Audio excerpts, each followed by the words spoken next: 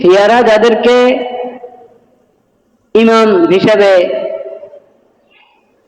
দাবি করে যে ইনারা আমাদের ইমাম, 12 জন ইমামের নাম তারা বলে থাকে। এই 12 জনের মধ্যে 12 নম্বর ব্যক্তির কোনো অস্তিত্ব নেই। এটা একটা ভুয়া ইতিহাস তাদের, মানে অমূলক অবাস্তব একটা কথা বলে যে 12 নম্বর ব্যক্তির জন্ম হয়ে গেছে, উনি কোন এক গুহাতে আছেন, লুকিয়ে আছেন। শিয়া সম্প্রদায় আবু বকর, ওমর, ওসমান কাউকে মানে না, সবাইকে অবজ্ঞা করে, তাচ্ছিল্য করে, গালমন্দ করে। তাদের অনেকে, শিয়াদের অনেকে ইনাদেরকে মুসলমান হিসেবেই মানে না, বলেন নাউজুবিল্লাহ। আবু জাফর বাকির রহমতুল্লাহ আলাই বড় তাবিঈ, অনেক সাহাবীদের শাগরিদ আবু জাফর বাকির রহমতুল্লাহ আলাই। তিনি এই তাবিঈ হাদিসটি বর্ণনা করেছেন।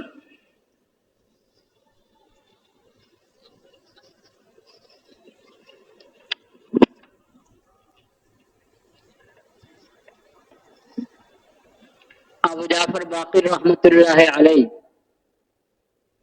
জাফর সাদিকের আব্বা। আবু জাফর বাকিরের আব্বা হলেন, তার নাম হলো আবু জাফর, তো উপনাম, নাম হলো মোহাম্মদ ইবনে আলী।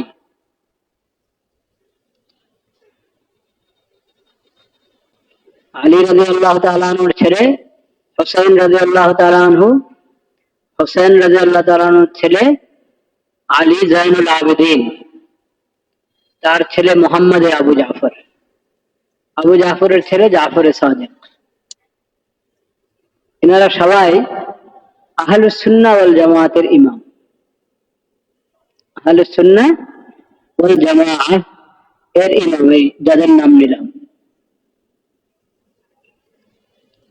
শিয়া সম্প্রদায় এই ইমামদের নাম ব্যবহার করে, কিন্তু তারা এই ইমামদের আদর্শ থেকে একেবারেই দূরে।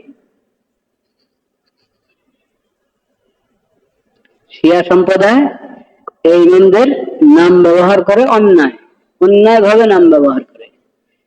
আলী রাদিয়াল্লাহু তাআলা আনহুর আদর্শ থেকেও শিয়ারা দূরে, হুসাইন রাদিয়াল্লাহু তাআলা আনহু এবং হাসান রাদিয়াল্লাহু তাআলা আনহুর আদর্শ থেকেও দূরে। আর এখন আমি যে কজনের নাম বললাম, জাফর সাদিক, তার আব্বা আবু জাফর মোহাম্মদ বাকির, তার আব্বা জাইনুল আবেদিন, জাইনুল আবেদিনের আব্বা হুসাইন রাদিয়াল্লাহু।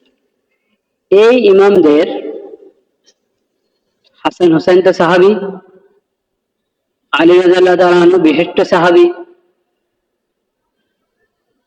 আর ইনারা হলেন তাবেঈ। জাফর সাদিক, তার আব্বা আবু জাফর বাকির, যার হাদিসটি আমি এখন শোনাচ্ছি, তার আব্বা জাইনুল আবেদিন, ওনারা হলেন তাবেঈ। এনারা সবাই আহলুস সুন্নাহ ওয়াল জামাআহ এর ইমাম। শিয়া সম্প্রদায় তাদের নাম অন্যায়ভাবে ব্যবহার করে। এই ইমামদের কারো আদর্শের উপরে তারা, শিয়ারা কারো আদর্শই গ্রহণ করে নাই, কারো আদর্শের উপরে নেই। এটা খুব ভালোভাবে জেনে রাখতে হবে আপনাদের। আহলুল বাইত, আহলুল বাইত মানে নবী পরিবারের বিশেষ ব্যক্তিবর্গ। এই আহলুল বাইত কারা? নবী করিম সাল্লাল্লাহু আলাইহি ওয়াসাল্লামের স্ত্রী যারা, তারাও আহলুল বাইত।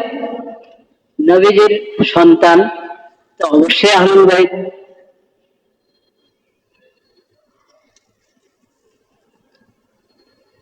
এবং নবী করিম সাল্লাল্লাহু আলাইহি ওয়াসাল্লামের নাতি হাসান এবং হুসাইন, দুই নাতি, এনারা আহলুল বাইত। এনারা সবাই আহলুস সুন্নাহ ওয়াল জামাআর ইমাম। শিয়ারা অন্যায়ভাবে নিজেদেরকে দাবি করে যে তারা আহলুল বাইতের রাস্তায় আছে, আহলুল বাইতের তরিকায় আছে। এটা ভুল কথা। আহলুল বাইত এবং সকল সাহাবায়ে কেরাম নবীজির রেখে দেওয়া মত এবং পথের উপর ছিলেন, সেটার উপরে আহলুস সুন্নাহ ওয়াল জামাআহ আছেন। আহলুস সুন্নাহ ওয়াল জামাআহ ওটার উপরে আছে, ছিল, কিয়ামত পর্যন্ত থাকবে। শিয়ারা কখনো ছিল না আহলে বাইতের তরিকায়। আহলে বাইতের নাম ব্যবহার করে, আহলে বাইতের নামে নিজেরা অনেক কুসংস্কার, অনেক বেদাত বানিয়ে এগুলোকে আহলে বাইতের নামে চালিয়ে দিয়েছে, এবং সেটা উপর তারা চলে আর দাবি করে তারা আহলে বাইতের লোক।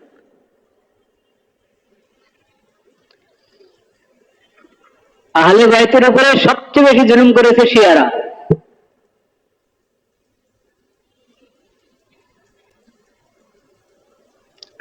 শুধু জুমার দিন যদি দিনের কথা শুনতে আসে তো কি পরিমাণ শুনবে বলেন? আজকে আমি যে কথাগুলো বললাম, অনেকে বলবে এটা তুমি দাবি করে গেলেন, বলেই গেলেন, খালি কোনো প্রমাণ দিলেন না। আপনি প্রমাণ শুনেন, সপ্তাহে প্রতিদিন 1-2 ঘন্টা 3 ঘন্টা করে শুনেন দিনের কথা, তাহলে তো রেফারেন্স সহ পুরো বিস্তারিত আলোচনা শুনতে পারবেন জুমার দিন।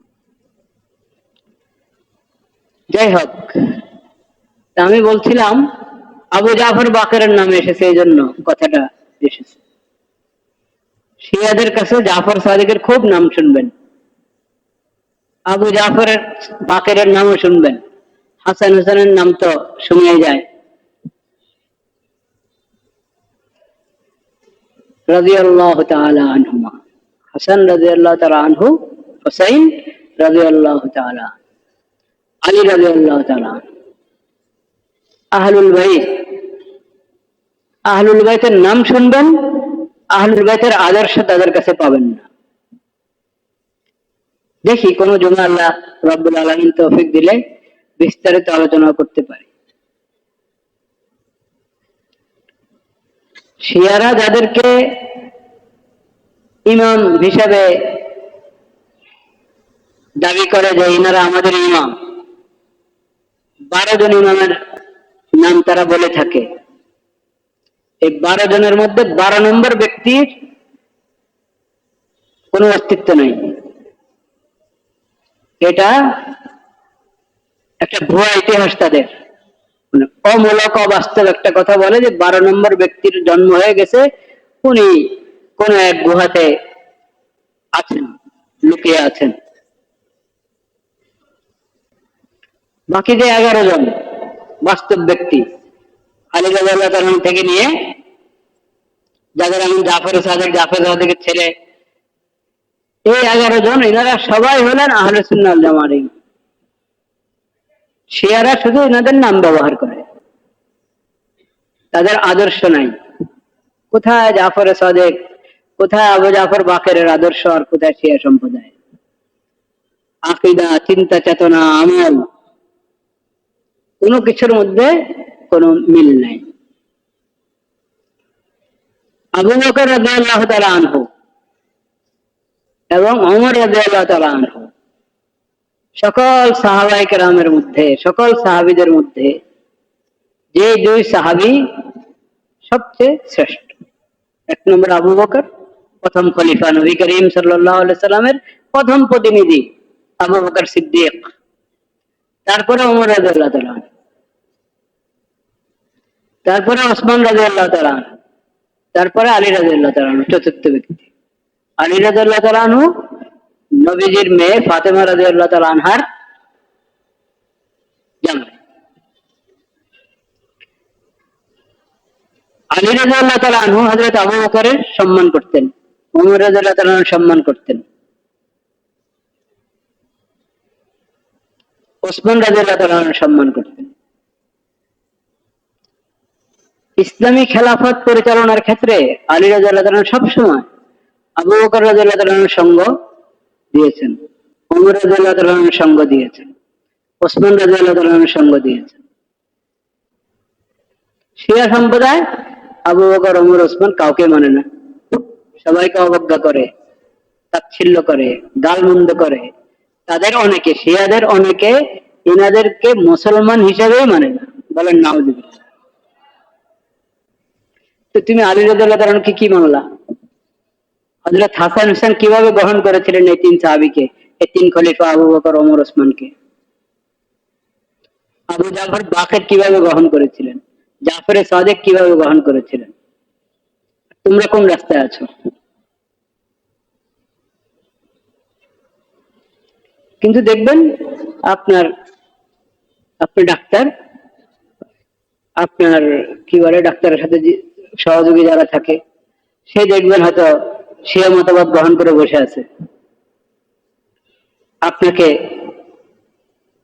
উপদেশ দিয়ে দিয়ে নাউজুবিল্লাহ কুমন্ত্রণা দিয়ে ওদিকে ধাবিত করার চেষ্টা আছে।